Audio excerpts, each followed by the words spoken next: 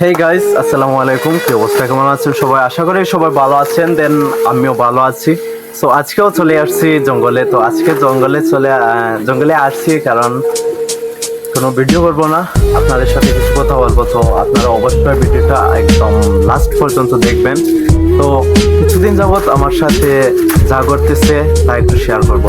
এই কিছুদিন আগে মানে কিছুদিন থেকে আমার ইনবক্সে অনেক পার্সন আসে। তারপর প্রথমে এনথেন অনেক কিছু কথা বলে, ভালো মন্দ খারাপ এই সব কিছু কথা বলে। তারপর কথা বলতে বলতে দেখা যায় যে ওরা এমন ভাবে কথা বলে যে আমি পাহাড়ে ঘোরাফেরা করি, পাহাড়ি ভিডিও আপলোড করি, পাহাড়ে থাকি, তাই আমাকে অনেক ভয়ঙ্কর ভাবে। সত্যি বলতে আমি আসলে এতটা ভয়ঙ্কর না, আর আপনারা যা ভাবতেছেন আসলে তা না। পাহাড়িরা, আমি তো আসলে কোনো পাহাড়ি না যে পাহাড়িদের মতো আচরণ করবো। আমি একজন বাঙালি, আর আমি পাহাড়ে ভিডিও আপলোড করি, কারণ আমি পাহাড়ে কাজ করি। কাজ করার পাশাপাশি দুই একটা ভিডিও আপলোড করি। তাই বলে কি আমি পাহাড়ি হয়ে গেলাম?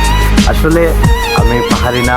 আর আপনারা অবশ্যই আমার এই যে ভুল ধারণা আছে আমাকে নিয়ে, এই ভুল ধারণাটা একটু সরাইবা, আর সবাই সাপোর্ট করবেন যাতে করে আপনাদের সবার মন জোগাইতে পারি।